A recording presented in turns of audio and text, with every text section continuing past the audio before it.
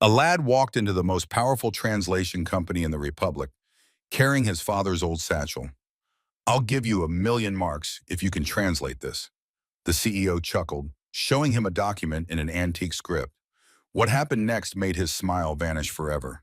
The security officer's hand shot up before Julian Vance could take 3 steps into Global Voice Translation Services. "Boy, you can't be in here." The voice boomed across the granite atrium, drawing glances from everyone in the reception area. "This is a professional establishment." Julian froze, clutching his father's worn satchel against his chest. The leather was split, one clasp broken, held together with adhesive tape, but it was the last thing that his father had touched before the catastrophe 10 months prior. "I have an appointment," Julian said, steadier than he felt.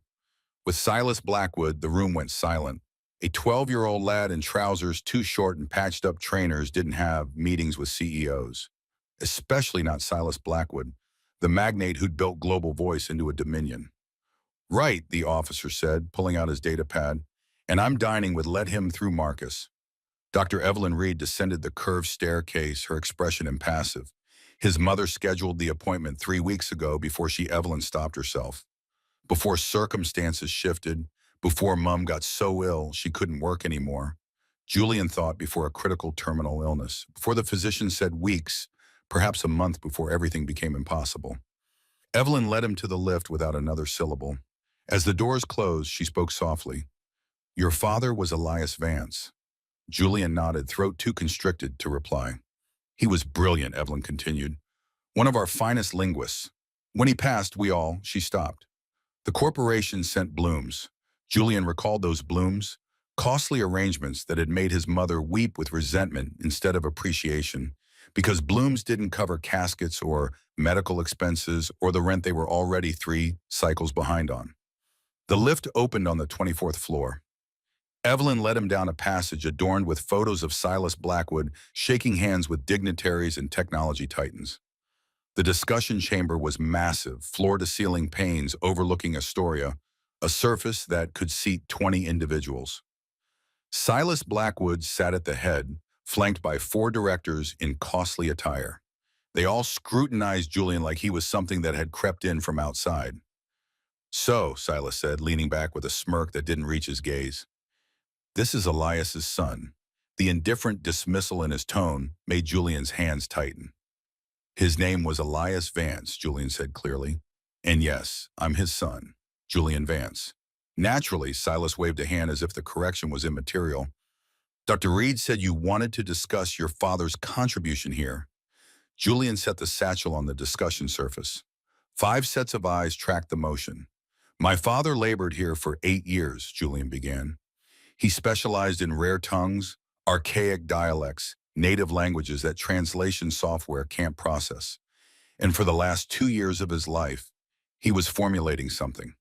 A translation matrix, a completely novel methodology to comprehend linguistic structures. Corporation assets," one director said immediately. "Any creation by our personnel belongs to Global Voice." "Creation performed on company time with company assets," Julian corrected. "My father crafted this at home, his personal hours, his personal device. He documented everything. He pushed a folio across the surface. Dates, durations, every period, none of it on company time." Silas flipped through the folio, his curiosity clearly deepening. "Even if factual, your father's deceased. Whatever he created would be his estate's, your mother's. My mother ceded the rights to me." Julian produced a legal instrument that had cost them 200 marks they couldn't spare before she got too ill to make decisions. "Ill?" Evelyn asked delicately. "A severe and advanced affliction," Julian said, his voice fracturing despite his attempt to remain steadfast. "The physicians say weeks, perhaps a month. She can't labor. We forfeited our dwelling. My sister Clara and I are lodging with an acquaintance, but he couldn't conclude. Couldn't mention they'd be unsheltered shortly. That he didn't know how to look after an 8-year-old sister alone." The room descended into silence. "I'm sorry," Evelyn said quietly. Silas was examining the instruments. "This matrix, if it functions as these records imply, it could be worth considerable funds." 20 million marks, Julian said. Every head shot up. "I had a computer science tutor review the code. He said corporations would pay at least that, perhaps more. And you're 12 years old, Silas said, that frigid smirk returning, asserting ownership of technology worth 20 million marks. I'm asserting ownership of what my father created, Julian corrected, what he spent 2 years constructing, what he was working on the night he passed. The words hung heavily. Julian hadn't intended to say that part, hadn't wanted to concede his father had been coding at 3 a.m., fatigued from dual shifts, attempting to finalize one more function before rest. Hadn't wanted to concede that if his father hadn't been so weary, perhaps he would have noticed the crimson signal. Quite a narrative, Silas said finally, but narratives require verification. He extracted a thick instrument. Your father's engagement agreement specifically mandates that any intellectual property developed while serving Global Voice belongs to the corporation. That's not lawful for a creation performed at home on personal hours, Julian protested. Our advocates disagree, Silas said smoothly, and they're exceptional. He looked at Julian with something that might have been clemency if it weren't so patronizing. I'm sorry about your mother, but that doesn't alter facts. Julian felt the world listing.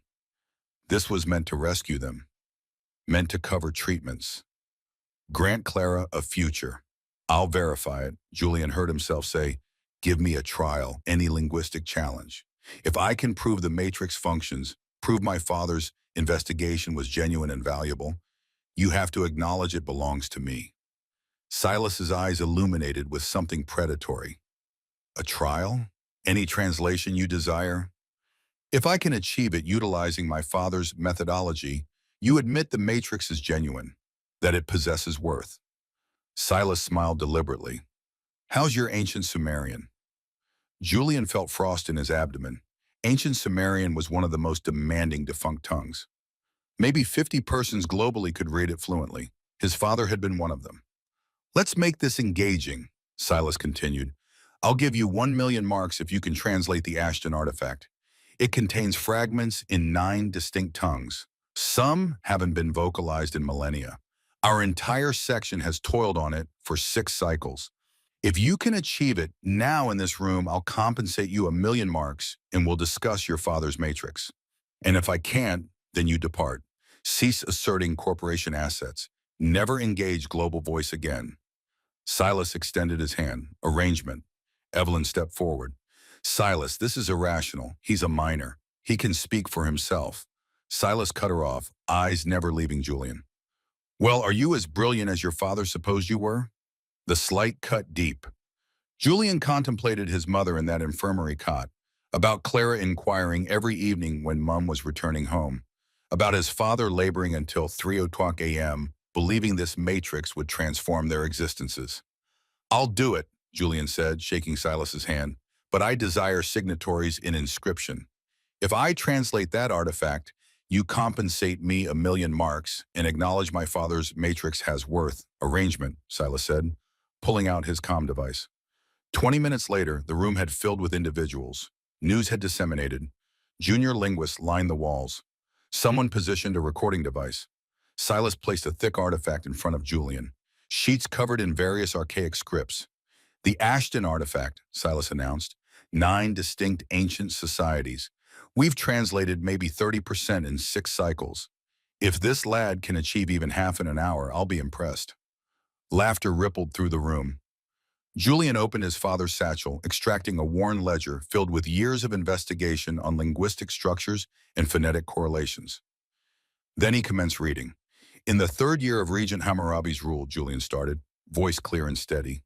The custodians of Babylon assembled to record the enlightenment of the ancients. The room grew silent. That's Babylonian Akkadian, someone whispered. How did he? Julian continued reading, transitioning to the next portion. Ancient Egyptian glyphs translated flawlessly into the common tongue, then ancient Greek, then Sanskrit. The murmurs grew louder. Victor, one of the directors, rose to authenticate the translations against their data repository. His face turned pallid. He's accurate, every solitary syllable.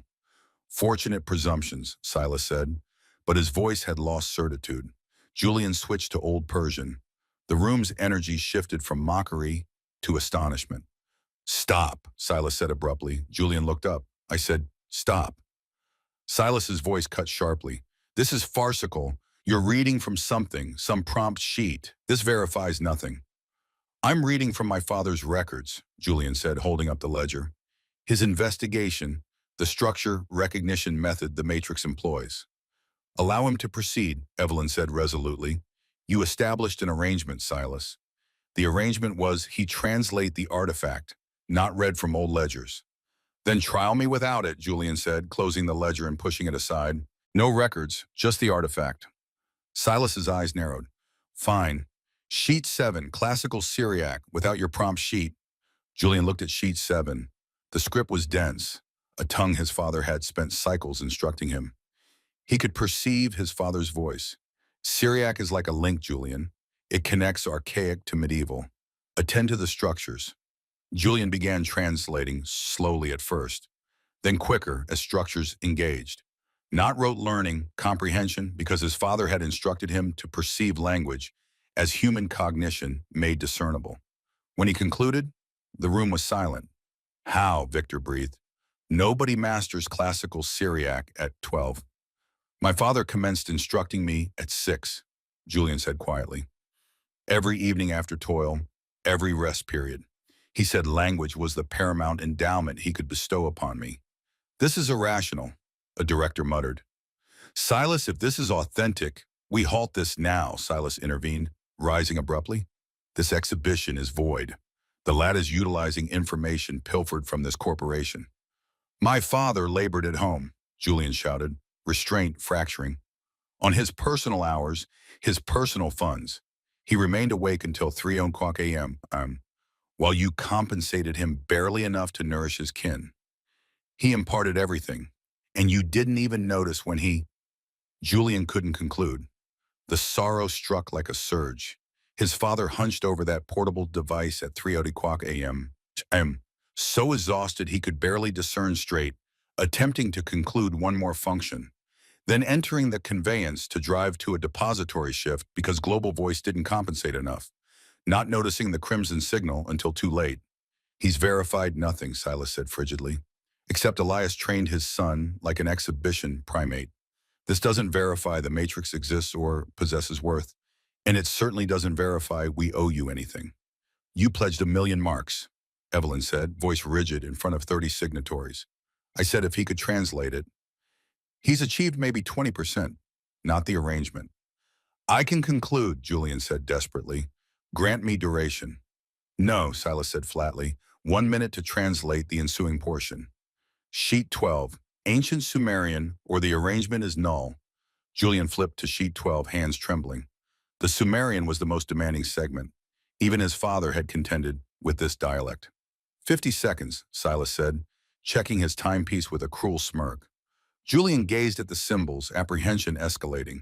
He knew some Sumerian, but this dialect was distinct. 40 seconds. Reflect. Recall Dad's instruction. Language is structures. Discover the structure. 30 seconds. He could discern it now. Segments engaging. The manner this dialect altered verbs connecting to subsequent Akkadian. 20 seconds. Silas, this is merciless. Evelyn protested. 10 seconds. Silas intervened. 987. Julian opened his mouth. Translation forming. Silas slammed his hand on the surface. Duration elapsed. Exhibition concluded. Arrangement void. He looked at Julian with frigid contentment. You're gifted, lad, but endowment without outcome is valueless. You failed. I didn't fail, Julian said, voice trembling with outrage.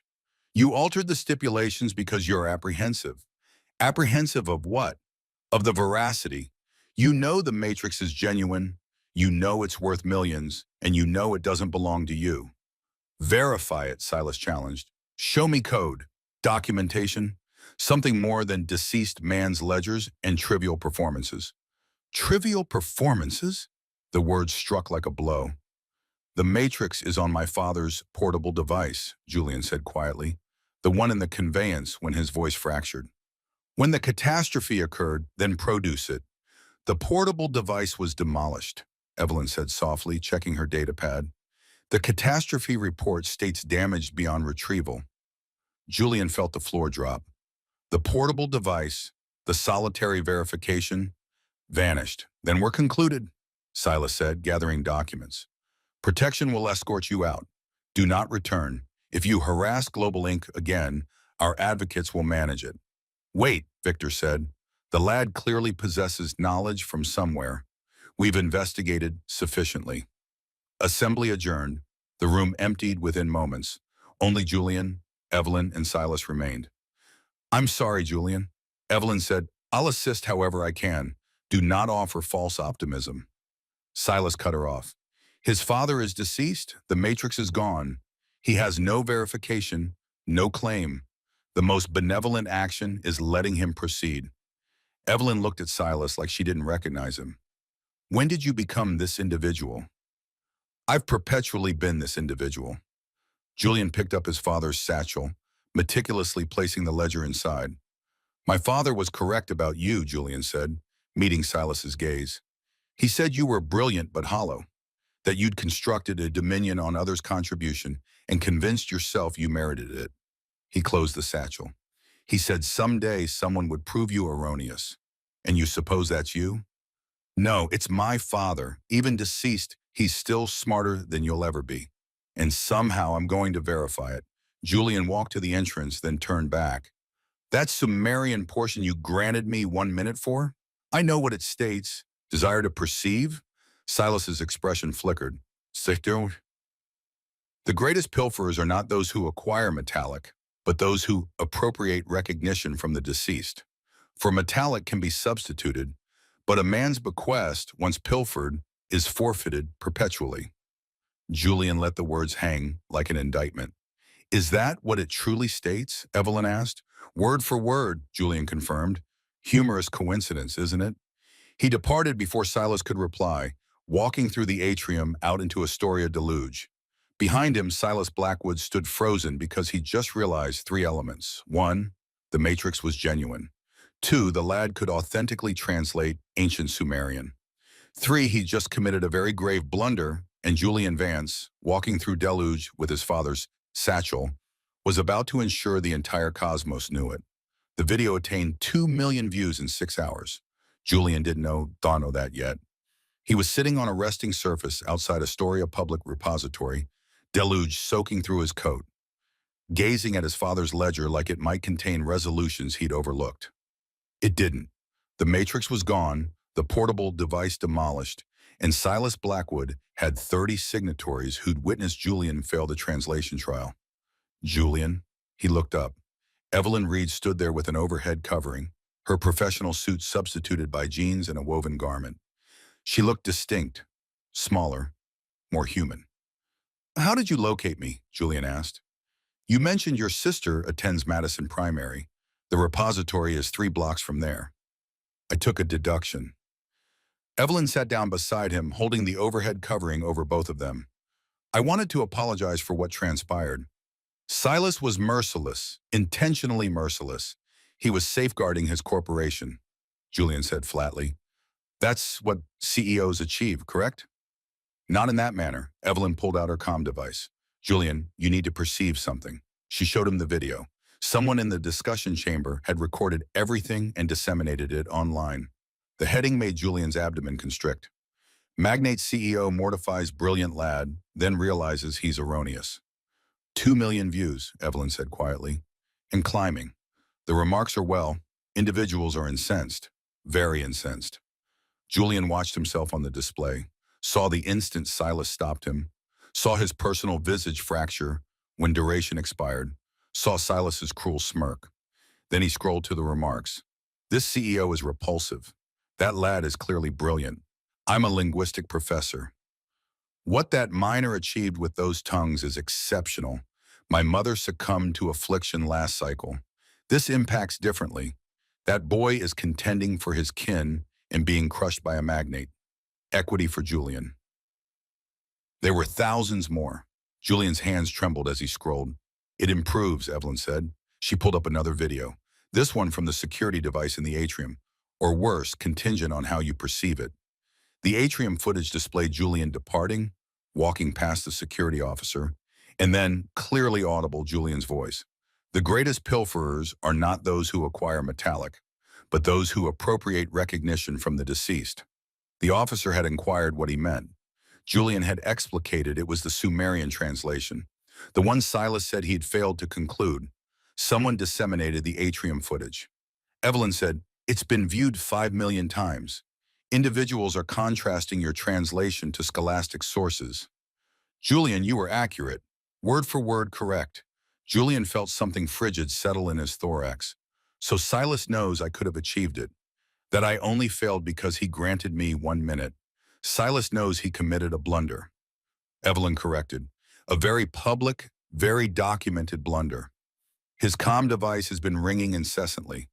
Council members, financiers, public relations cohorts. This is becoming a catastrophe for Global Voice." "Favorable," Julian said with more acrimony than he'd known he possessed. "Julian, I need to convey something to you about your father." Evelyn's voice lowered. "Something I should have conveyed to you this morning." Julian turned to look at her completely. "What? The catastrophe? The official report states your father disregarded a crimson signal, that he was culpable." Evelyn took a respiration, "But I was here that evening laboring late. Your father called me at 2:47 a.m. from his conveyance." Julian's heart ceased. Why? He just concluded something.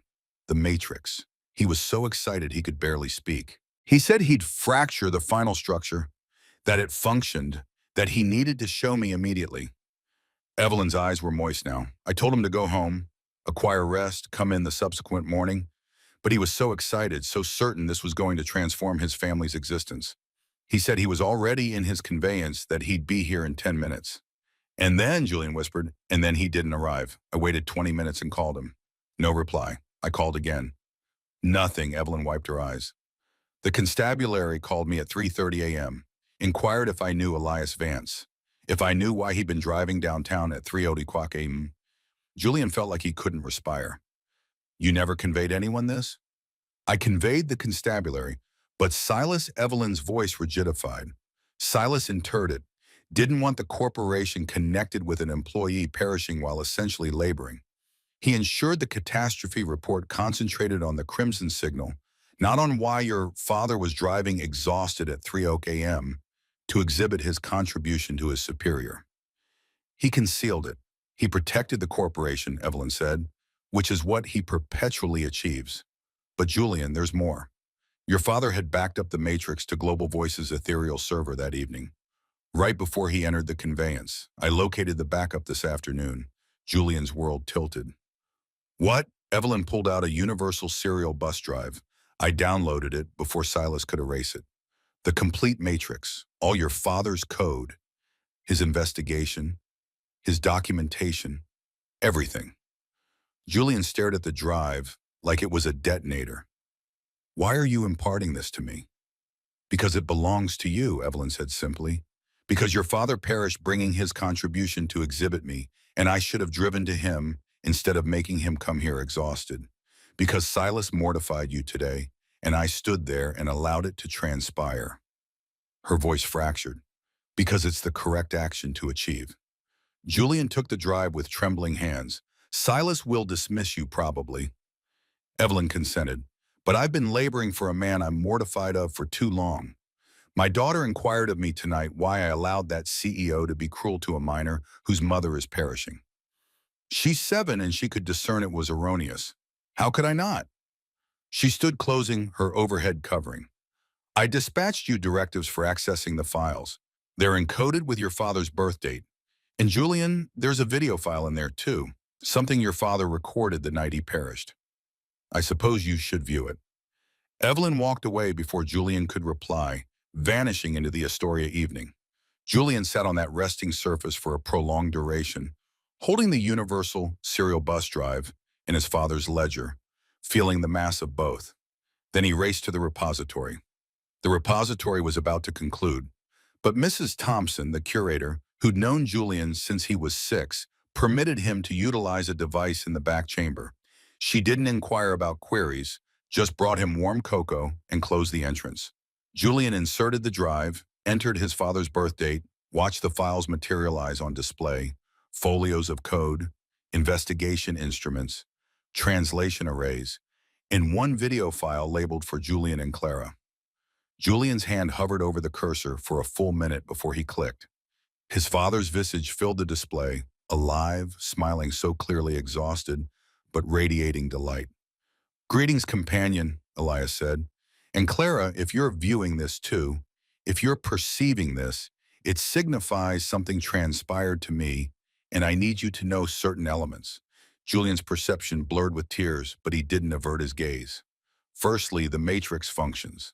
I just trialed it on the Ashton artifact, the one the corporation has been contending with for cycles.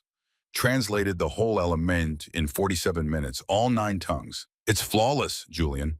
Everything we discussed, everything I instructed you about structure, recognition, and linguistic links, it all functions." Elias leaned closer to the recording device. "I'm about to drive to Global Voice to exhibit Dr. Reed. I know it's late. I know I'm exhausted, but I'm so excited I can barely think straight. This is it, companion. This is going to transform everything for our kin." Julian watched his father's visage, so full of optimism, and wanted to scream at the display. "Do not go. Remain home, rest. You'll never reach there." "Secondary element," Elias continued. "I encoded everything with my birth date, so only you and your mother can access it. I documented every hour I labored on this at home, every resource I utilized, everything. If Global Voice attempts to claim this is corporation assets, you contend them. You hear me? This belongs to our kin. I constructed this for you and Clara and Mum." Elias's expression grew more grave. "And tertiary element, the paramount element, Julian, you're 12 years old. You shouldn't have to concern yourself about funds or looking after your sister or any of this. But if something transpires to me, if Mum can't labor, if elements become arduous," his voice fractured, "you're going to desire to be steadfast constantly. You're going to suppose you can't collapse, can't inquire for assistance, can't concede when you're apprehensive. But companion, being steadfast doesn't signify not being apprehensive. It signifies being apprehensive and achieving it regardless. It signifies inquiring for assistance when you require it. It signifies weeping when you require to weep." Elias wiped his personal gaze. "I'm weeping right now, just contemplating not being present for you. And that's acceptable. Sentiments don't render you frail, they render you human." Julian was sobbing now, Mrs. Thompson's warm cocoa forgotten, everything forgotten except his father's visage. "I adore you and Clara more than anything in this cosmos," Elias said. "More than this matrix, more than any quantity of funds, more than my personal existence. You're my paramount accomplishment, not code or translations or any of it. You being you." Elias smiled through his personal tears. "Now go exhibit those individuals at Global Voice what Elias Vance's son can achieve. Render them perceive you. Render them perceive me. And most significantly, look after your sister and your mother. That's the authentic contribution. Everything else is simply specifics." The video concluded. Julian sat in the obscure repository, weeping so intensely he could barely respire, clutching the universal serial bus drive that contained his father's ultimate endowment, a percussion on the entrance. Mrs. Thompson poked her cranium in.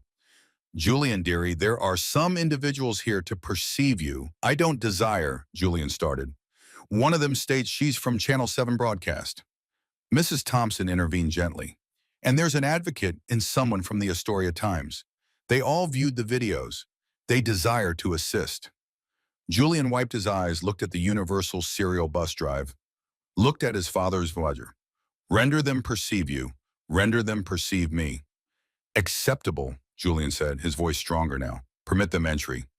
10 minutes later, Julian was encompassed by individuals. Sarah Kim from Channel 7, Robert Chen, an advocate who specialized in intellectual possessions, Lisa Mitchell from the Astoria Times, and to Julian's astonishment, Dr. Victor Park from the Global Voice Discussion Chamber.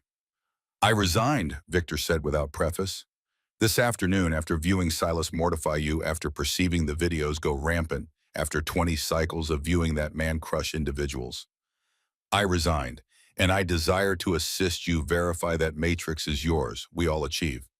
Sarah appended, "This narrative is omnipresent. Magnate CEO pilfers from perishing woman's son. Brilliant miner mortified by corporate avidity. Every broadcast outlet in the territory desires to converse with you. I don't desire to converse, Julian said. I desire to verify my father's contribution was genuine, that it possesses worth, that it belongs to my kin. Robert the advocate leaned forward. Julian, with the backup Dr. Reed imparted you, with your father's documentation, with the video substantiation of you translating those tongues, we possess a claim, a robust one, but we require to progress swiftly. Silas will attempt to claim the backup was pilfered corporation assets. It wasn't, Julian said resolutely. My father uploaded it the evening he perished before Global Voice had any claim to it, and I possess verification. He showed them the video, timestamp. The upload transpired at 2:43 a.m., 4 minutes before his father called Evelyn. The catastrophe transpired at 3:15 a.m. Your father uploaded his final contribution 32 minutes before he perished, Robert said quietly, and he encoded it for his kin. Julian, this is robust. He knew he'd concluded something valuable and he protected it. There's more, Victor said. The Ashton artifact, the one you were translating today. I processed your partial translation through our verification systems. Every solitary syllable was flawless. You translated in 40 minutes what our cohort couldn't achieve in 6 cycles. I need to conclude it, Julian said abruptly. The full translation, all 9 tongues. I need to exhibit everyone what my father instructed me, what his matrix can achieve. We can arrange that, Sarah said. A live exhibition tomorrow morning on broadcast. Permit the entire cosmos to view you complete what Silas said you couldn't achieve. Julian contemplated his father's visage in that video, about his mother in an infirmary cot, about 8-year-old Clara inquiring when elements would be customary again. One stipulation, Julian said, Silas Blackwood has to be present in person viewing. I desire him to perceive precisely what he attempted to pilfer. Sarah smiled. I'll ensure he acquires a summons. That evening, Julian returned to the minuscule dwelling where he and Clara were lodging with Mrs. Chan, their mom's acquaintance. Clara was already asleep, clutching the loaded leopard their father had imparted her. Julian sat at the culinary surface with his father's ledger and the universal serial bus drive, preparing for tomorrow. At twilight, his comm device vibrated. A brief from an unidentified designation. This is Silas Blackwood. We require to converse. Designate your compensation. Julian gazed at the communication for a prolonged duration.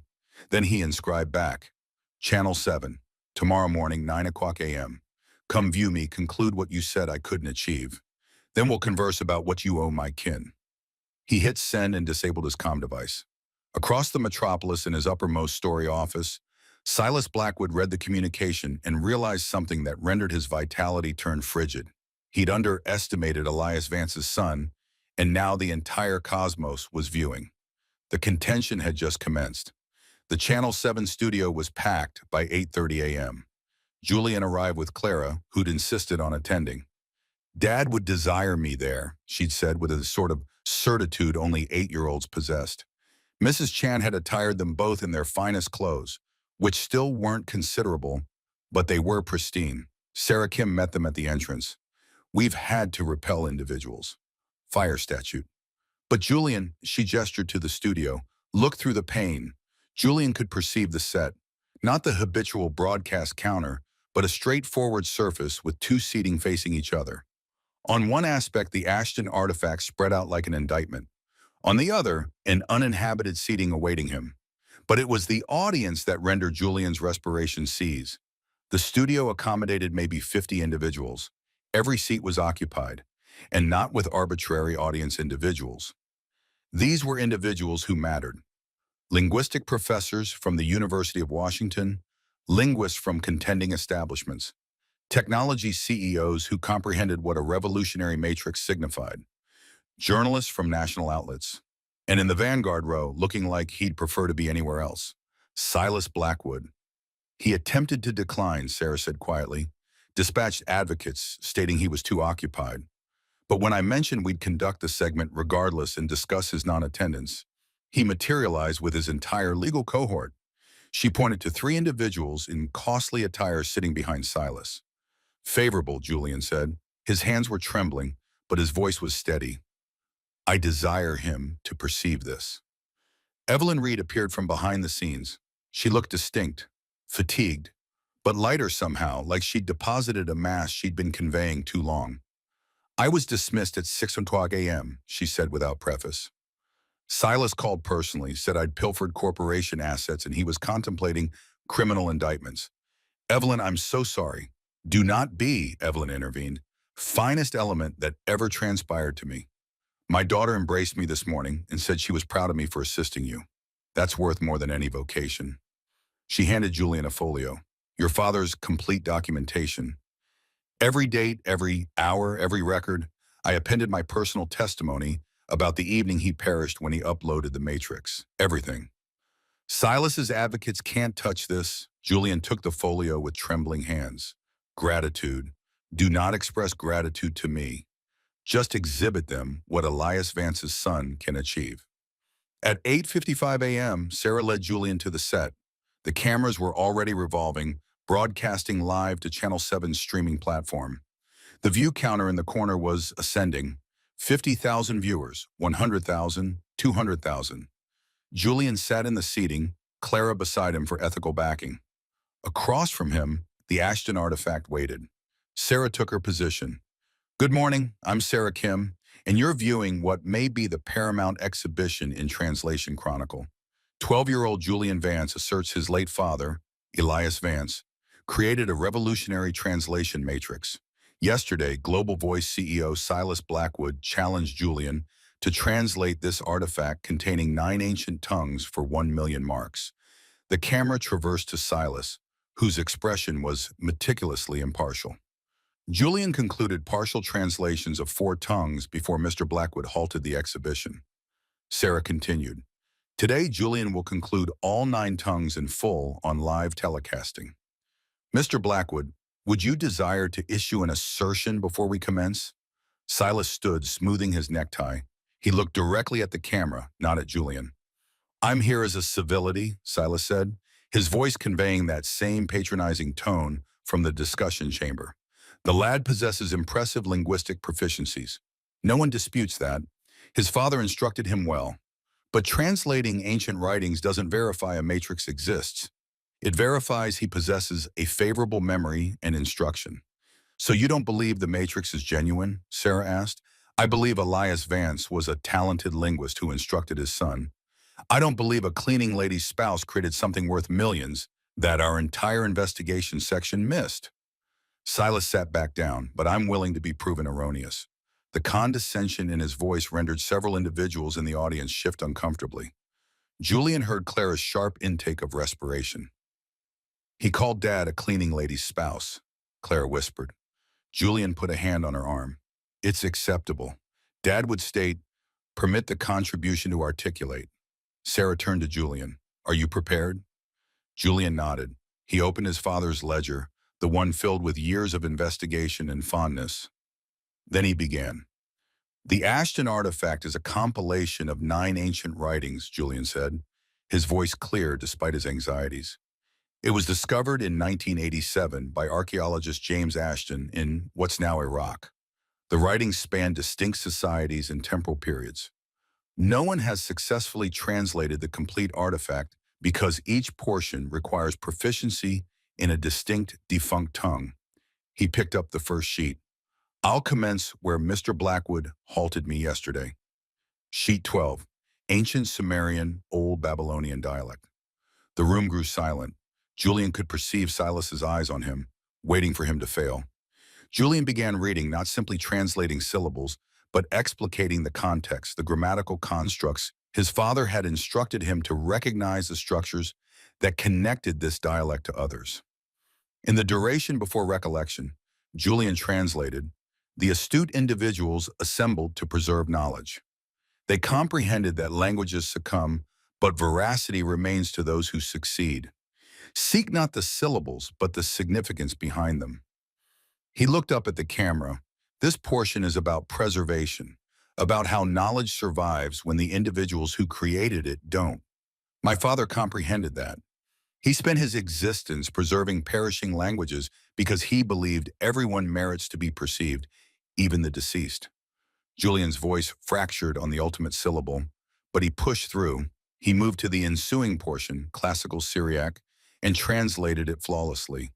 Then biblical Hebrew, then ancient Egyptian glyphs, reading the symbols like they were his native tongue. The view counter kept ascending.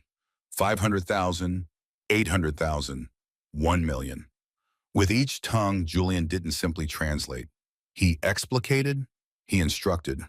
He rendered the defunct tongues come alive, exhibiting how they connected to each other, how comprehension of one assisted unlock another. This was his father's endowment, not simply knowing languages, but comprehending how human beings communicate across duration and civilization. By the duration he reached the seventh tongue, Old Persian ununiform, several linguistic professors in the audience were inscribing records. One was openly weeping. "This is extraordinary," someone whispered. "He's not simply translating. He's exhibiting a completely novel methodology to relative linguistics." Silas's expression had shifted from patronizing to perplexed to something that might have been apprehension, because everyone in that room could discern what Julian was verifying. The matrix was genuine. Elias Vance had created something revolutionary, and this 12-year-old lad comprehended it adequately enough to exhibit it live. Julian moved to the eighth tongue, Adian, and translated a portion about fathers and sons, about bequests passed down through generations. His voice fractured multiple durations, but he never ceased. "A father's paramount contribution," he read, "is not what he constructs with his manual organs, but what he cultivates in his children's sensibilities. For edifices crumble and dominions succumb, but an instruction mastered in fondness endures perpetually." Clara was weeping now. So was Evelyn. Even Sarah Kim had to wipe her gaze. Finally, Julian reached the ninth portion, the one he'd failed yesterday. Ancient Sumerian, the dialect so uncommon that almost no one could read it. "Yesterday, Mr. Blackwood granted me 1 minute to translate this portion," Julian said, looking directly at Silas. "He knew I couldn't achieve it that swiftly. No one could, but he didn't care about whether I could authentically achieve it. He cared about rendering me fail in front of signatories." Silas's jaw tightened, but he said nothing. "So permit me to take my duration now," Julian continued. "Permit me to exhibit you what my father instructed me, what he perished attempting to safeguard." Julian read the Sumerian portion slowly, meticulously, explicating each symbol and grammatical construct. The translation he'd recited in Silas's office had been flawless. Now he verified it by exhibiting his contribution, exhibiting the structure recognition method his father had developed. When he concluded, the studio erupted in acclamation. Sarah turned to Silas. "Mr. Blackwood, Julian has just translated an artifact your corporation has been laboring on for 6 cycles. He achieved it in 90 minutes on live telecasting. What do you articulate now?" Silas stood slowly. For a moment, Julian supposed he might authentically apologize, might concede he'd been erroneous. Instead, Silas said, "Impressive presentation, but it still doesn't verify the matrix itself is." "I possess the matrix," Julian intervened. He pulled out the universal serial bus drive Evelyn had imparted him. "My father uploaded it to Global Voice's ethereal server the evening he perished at 2:43 a.m., 32 minutes before the catastrophe that killed him." He looked at Evelyn, who nodded and stepped forward. "I'm Dr. Evelyn Reed, former Chief Operating Officer of Global Voice," Evelyn said, her voice steady. "I can attest that Elias Vance called me at 2:47 a.m. the evening he perished. He just concluded the matrix and wanted to show me immediately. I told him to wait until morning. He was so excited about what this would signify for his kin that he entered his conveyance regardless, exhausted," and her voice fractured. "And he didn't reach. The catastrophe transpired at 3:15 a.m., but before he departed his dwelling, he uploaded his complete contribution to our server and encoded it for his kin. I downloaded it yesterday and imparted it to Julian. It's his father's bequest. It belongs to him."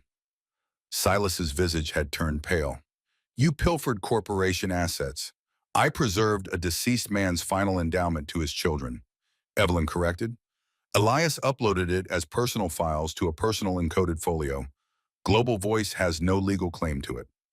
Robert Chen, the advocate, stood. "I've reviewed the documentation.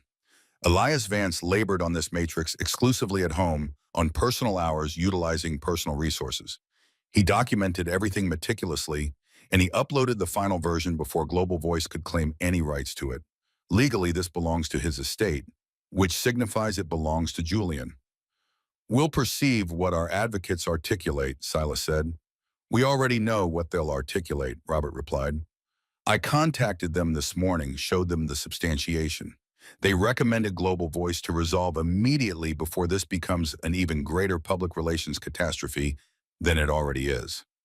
Silas looked at the cameras, at the view counter that now showed 2 million individuals viewing live, at the linguists and journalists and technology CEOs all gazing at him with a blend of fascination and revulsion. This is farcical, Silas said. The lad achieved a pleasant parlor performance with some defunct tongues. That doesn't signify, Mr. Blackwood, Sarah intervened.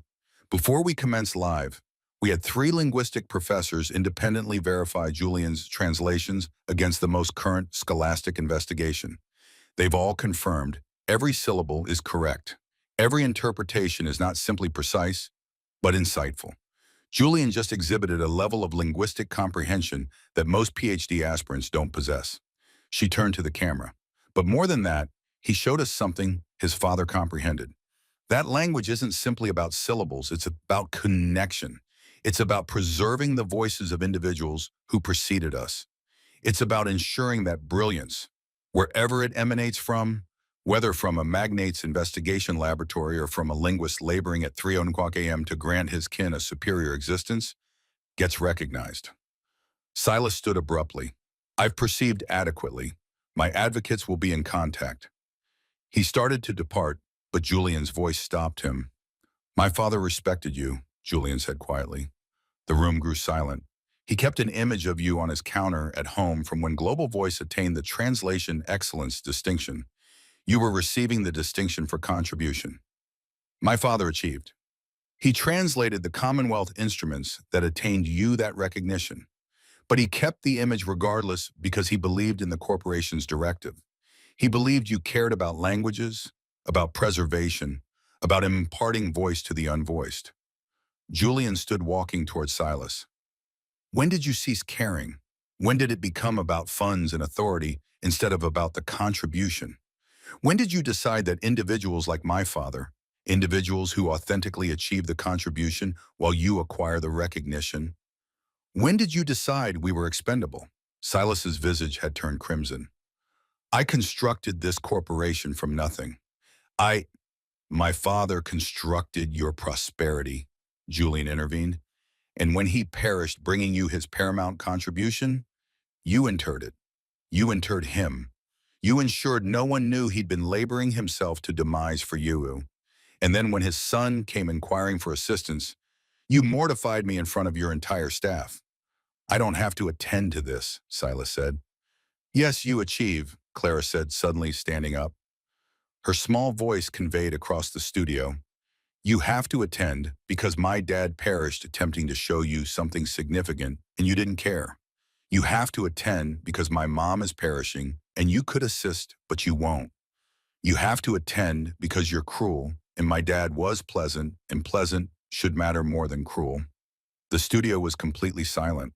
Clara's straightforward, devastating rationale hung in the atmosphere. Silas looked at this 8-year-old minor, then at Julian, then at the 2 million individuals viewing him on camera. Julian could discern the calculation transpiring behind his gaze, the public relations catastrophe, the legal culpability, the public mortification. But Julian didn't desire Silas's calculation. He desired his recognition. My father perished believing his contribution mattered. Julian said that it would assist individuals, that it would ensure perishing languages weren't forfeited perpetually. He didn't care about being opulent or renowned. He cared about preserving human voices, about ensuring everyone could be comprehended. Julian picked up his father's ledger. This matrix is worth millions, perhaps more. But that's not why it matters. It matters because it functions, because it verifies my father was a genius, because it exhibits that brilliance doesn't only emanate from costly universities or corner offices. It emanates from individuals who care adequately to labor until 3 o'clock a.m., because they believe in something larger than themselves. He looked directly at Silas. You can acquire me out. You can have your advocates contend this in court for cycles. You can attempt to demolish my father's repute and mine, but you can't alter what just transpired here. 2 million individuals just viewed a 12-year-old lad achieve what your entire investigation section couldn't, and they all know now what you attempted to conceal. That Elias Vance was brilliant, and you attempted to pilfer from his children. Silas stood frozen, his meticulously constructed disguise completely shattered. So here's my proposition, Julian said. You acknowledge publicly that my father created this matrix. You compensate the 1 million marks you pledged yesterday, and you establish a translation establishment in Elias Vance's designation, dedicated to preserving perishing languages and supporting families of linguists who impart their existences to this contribution. And if I decline, Silas asked, then we'll perceive you in court, Robert Chen said, stepping forward. And I pledge you every solitary duration of that prosecution will be televised. Every electronic mail you dispatched, every decision you committed, every duration you profited from someone else's contribution, it will all become public record. Silas looked at his advocates, who were all shaking their craniums, silently advising him to resolve. He looked at the cameras at his dominion crumbling in an authentic duration. And finally, he looked at Julian and Clara, two children who'd forfeited everything but still possessed more solemnity than he had exhibited in cycles. I'll have my advocates formulate the instruments, Silas said quietly. Then he walked out of the studio. The moment the entrance closed behind him, the studio erupted. Individuals were cheering, weeping, embracing each other. The view counter showed 3 million individuals viewing. Sarah Kim pulled Julian and Clara into an embrace. You achieved it. You authentically achieved it. But Julian wasn't looking at the cameras or the celebrating throng. He was looking at his father's ledger, at the worn sheets filled with a deceased man's script, at the verification that fondness and commitment and brilliance mattered more than authority or funds. We achieved it, Dad, Julian whispered. We exhibited them. We rendered them perceive you. And somewhere he liked to believe, Elias Vance was smiling. The settlement arrived 3 sunrises later, not by conveyance, not through advocates. Silas Blackwood delivered it himself. Julian was at the infirmary when the attendant came to locate him. There's a man in the atrium inquiring for you. States it's significant. Julian departed his mother's chamber, where she'd been resting more than waking lately, and located Silas standing by the panes, looking uncomfortable, in a location where funds couldn't rectify anything. I could have conveyed this, Silas said without preface, pulling an envelope from his coat. But I required to perceive you face to face. Julian didn't take the envelope. Why? Because I've been contemplating about what you said, about when I ceased caring. Silas sat down heavily in one of the waiting chamber seating. I constructed Global Voice because I adored languages, because I believed translation could connect individuals across civilizations, preserve chronicle, impart voice to the forgotten. He looked at Julian. Somewhere along the trajectory, I forgot that it became about market apportionment and profit peripheries and surpassing contenders. The authentic contribution, the justification I commenced, got forfeited. My father never forgot, Julian said quietly. No, he didn't. Silas opened the envelope, showing Julian the settlement. 1 million marks. Your father was everything I used to be, everything I should have remained. And when he perished attempting to show me his paramount contribution, I was too conceited to even look at it properly. He handed Julian the envelope. This is what I owe you legally, but I owe you more than funds. I owe you the veracity. Silas pulled out his comm device, showing Julian an electronic mail dated 10 cycles ago. The subject line read, Elias Vance concerning his final project. I received this the morning after your father perished, Silas said. From Dr. Reed. She explicated about his call, about the matrix, about how excited he'd been. She suggested we investigate, maybe honor his contribution somehow. Julian read the electronic mail, his thorax tightening. I erased it, Silas said, told Evelyn to concentrate on current projects. That Elias's personal contribution wasn't our concern. I didn't want the culpability of an employee perishing while essentially laboring. Didn't want queries about whether we'd compelled him too intensely, Compensated him too minimally? You concealed it, Julian said, his voice trembling. I protected the corporation. That's what I told myself. But authentically, I was protecting my personal image. Silas looked at his hands. I've been inquiring of myself for 3 sunrises why I achieved that, why I selected corporate culpability over honoring a brilliant man's final endowment to his children. And Julian asked, because it was simpler. Because deceased employees are difficulties to manage, not individuals to remember. Because I'd spent 20 cycles constructing barriers between myself and the human cost of my decisions. Silas met Julian's gaze. Your father merited superior. You and your sister merited superior. I'm sorry. Julian had envisioned this instant 100 durations. Silas, humbling, imploring forgiveness. He'd envisioned feeling victorious, authoritative, vindicated. Instead, he just felt fatigued. My mom is perishing, Julian said. Phase 4 affliction. The physicians say sunrises, maybe a cycle. That's what this money could have averted if you'd compensated my father what his contribution was worth when he was alive. If you'd granted him welfare coverage that covered his kin. If you'd created an environment where he didn't have to labor until 3 a.m. just to feel like he was providing. Silas's visage crumpled. I know, I'm so sorry. Sorry doesn't restore duration, Julian said. Sorry doesn't grant me more sunrises with my mom. Sorry doesn't alter the element that Clara's 8 years old and about to forfeit both progenitors. No, Silas agreed, it doesn't, but maybe this achieves. He pulled out another instrument, the Elias Vance Translation Establishment, 20 million marks in initial financing from Global Voice. Its directive to preserve perishing languages, support linguists and their families, and ensure that no one laboring in this domain has to select between their zeal and nourishing their children. Julian took the instrument with shaking hands. 20 million. The matrix is worth more than that, much more. But your advocate and I consented. You maintain full rights to the matrix. Global Voice licenses it for a just compensation. And we utilize those licensing fees to finance the establishment in perpetuity. Silas's voice was quiet. Your father's contribution will rescue languages for generations. That's the bequest he merits. Why are you achieving this? Julian asked. 3. Sunrises ago, you called my father a cleaning lady's spouse. Silas flinched. I know what I articulated. I was attempting to lessen him because his brilliance rendered me feel minuscule. But Julian, 3 sunrises ago, 2 million individuals viewed a 12-year-old lad exhibit more rectitude, more audacity, and more genuine brilliance than I've exhibited in my entire career. You didn't just verify your father was a genius. You verified I was a deceiver. You're not a deceiver, Julian said, surprising himself. You constructed something genuine. You just forgot why you constructed it. Silas was quiet for a prolonged duration. Your father used to depart records on my counter. Did you know that?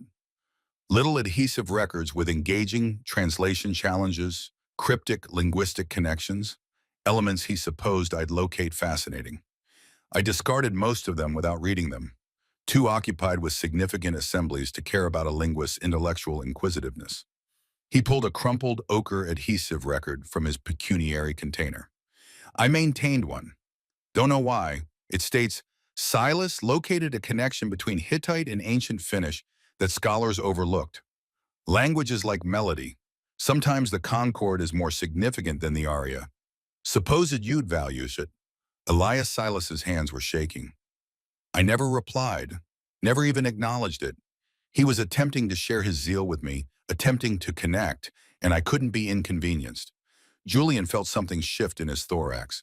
This wasn't the antagonist he'd envisioned. This was just a man who'd committed appalling selections and was finally painfully comprehending what he'd forfeited. He would have forgiven you, Julian said quietly. My father believed individuals could alter, that committing blunders didn't define you. How you replied to them did. I don't merit forgiveness. Maybe not, Julian agreed. But Clara and I require this establishment to function. We require the funds to look after Mom's medical expenses to construct a future.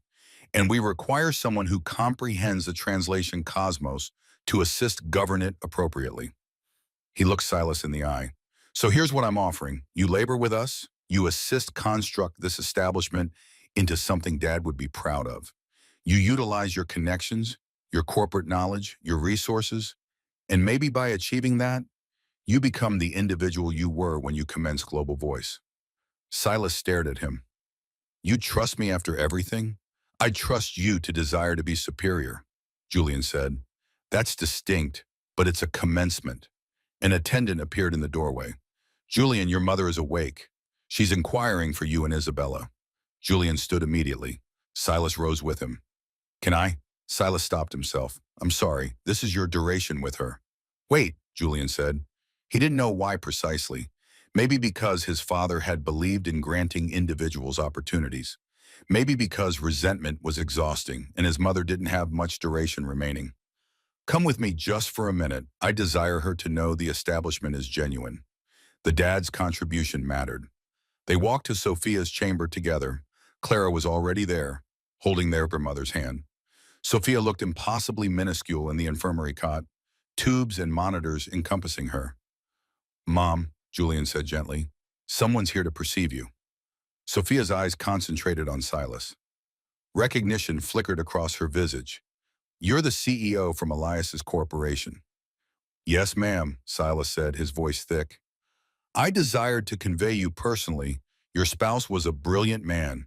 The matrix he created is revolutionary, and we're establishing a foundation in his designation to honor his contribution and support others like him. Sophia's eyes filled with tears. Elias's establishment. The Elias Vance Translation Establishment. Silas confirmed. It will preserve perishing languages and assist linguist families. His bequest will persist.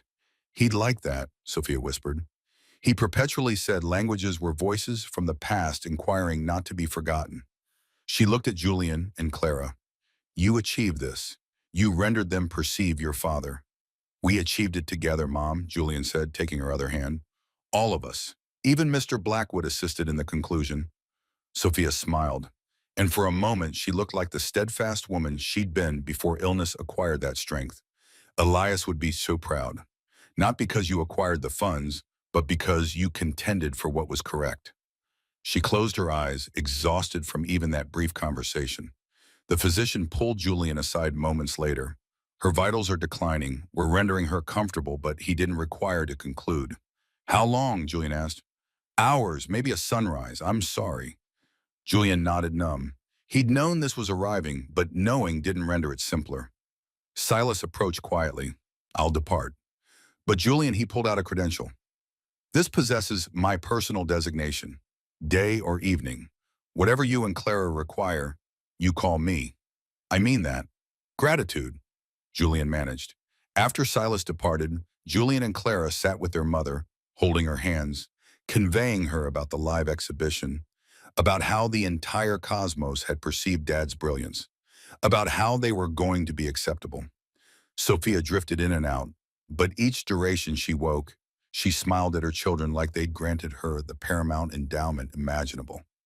Your father, she whispered at one point. He's awaiting for me. I can perceive him. We adore you, Mom, Clara said, weeping. Please don't depart. Oh, cherished one. Sophia touched Clara's visage gently. I'm not departing anywhere. I'm in every embrace you grant your brother. Every duration you're audacious, even when you're apprehensive. Every duration you stand up for what's correct. Like Julian achieved. I'm there. She looked at Julian. Look after each other. And remember, you're not alone. Your father and I were perpetually with you. Perpetually. Sophia closed her eyes. And sometime in the obscure hours before dawn, with her children holding her hands, she slipped away. When the sun rose on Astoria that morning, Julian and Clara were orphans. But they weren't alone. In their father's bequest, preserved in code and audacity, and an establishment that would rescue countless voices from silence, persisted. One cycle later, Julian stood in front of the Elias Vance Translation Establishment headquarters. The edifice wasn't massive, just 3 stories in downtown Astoria, but it was theirs. The sign above the ingress displayed his father's designation in letters that caught the morning light. You prepared? Clara asked, squeezing his hand. Julian nodded. Today was the official inauguration rite. Press, dignitaries, linguistic professors from around the cosmos, but more significantly, 37 linguist families who'd received grants, scholarships, and support over the past cycle. 37 families who wouldn't have to select between their zeal and nourishing their children. Inside, the atrium held a commemoration barrier, photographs of linguists who'd imparted their existences to preserving languages. Elias's photo was in the nucleus, not because he was more significant, but because he represented all of them. The unperceived individuals achieving extraordinary contribution. Evelyn Reed approached, looking lighter than Julian had ever perceived her. The translation laboratory is prepared. 5 workstations, access to every linguistic data repository in the cosmos, and the matrix running on all of them. Dad would adore this, Julian said quietly. He does adore it, Evelyn corrected gently. Somewhere, he's viewing you honor his contribution by assisting others. The rite commenced at 10 a.m. Silas imparted the opening remarks, and Julian barely recognized him. The conceited CEO was gone, substituted by someone who authentically attended, who spoke about linguists with genuine reverence, who comprehended that profit without objective was emptiness. Elias Vance instructed me something I'd forgotten. Silas said to the assembled throng, that the measure of our prosperity isn't what we gather, but what we impart. This establishment exists because a brilliant man adored his children adequately to labor himself to exhaustion, and because his children adored him adequately to contend for his bequest. Silas looked directly at Julian and Clara. They didn't contend for funds. They contended for recognition, for solemnity, for the straightforward acknowledgement that their father's existence mattered. In achieving so, they reminded all of us what authentically matters. When it was Julian's duration to articulate, he pulled out his father's ledger, worn now from constant utilization, but still valuable. My father used to articulate that defunct languages aren't authentically defunct, Julian began. They're just awaiting for someone to attend. He spent his existence attending to voices from the past, ensuring they weren't forgotten. He paused, looking at the families in the audience. But it's not simply ancient languages that require to be perceived. It's the individuals achieving the contribution right now.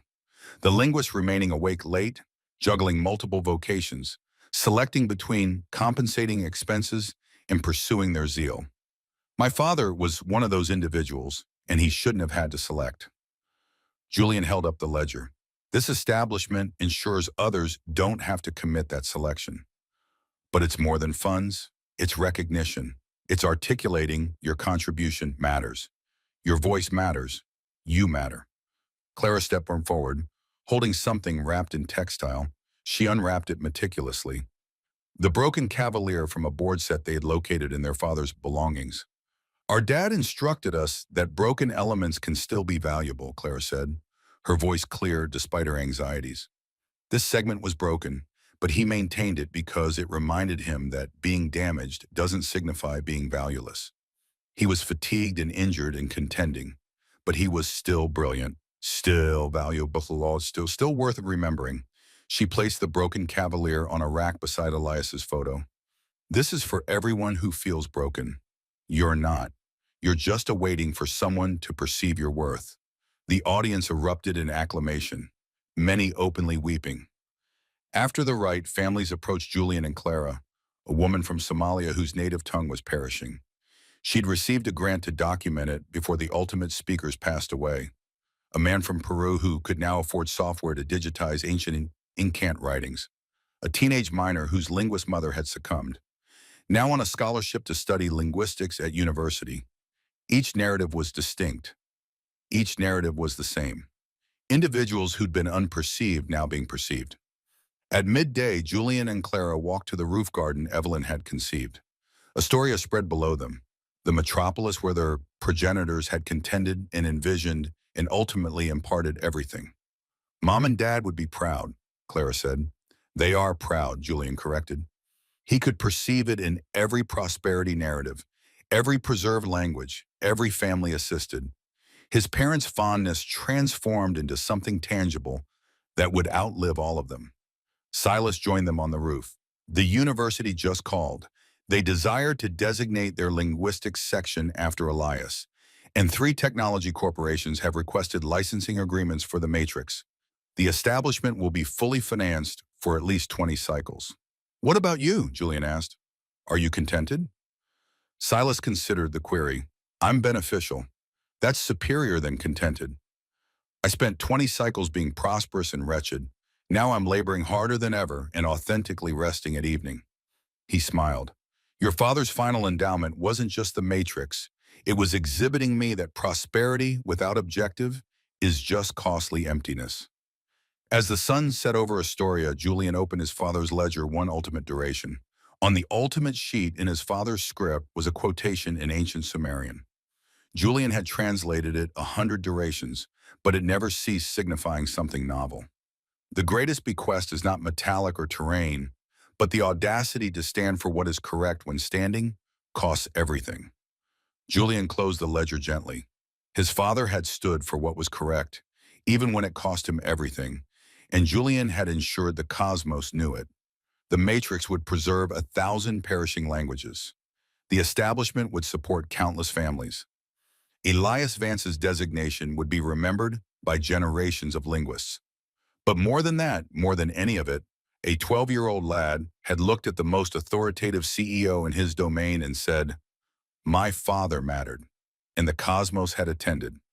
Because sometimes the smallest voices convey the most significant communications. Sometimes broken elements are the most valuable. And sometimes fondness and audacity and the straightforward refusal to be unperceived can transform everything.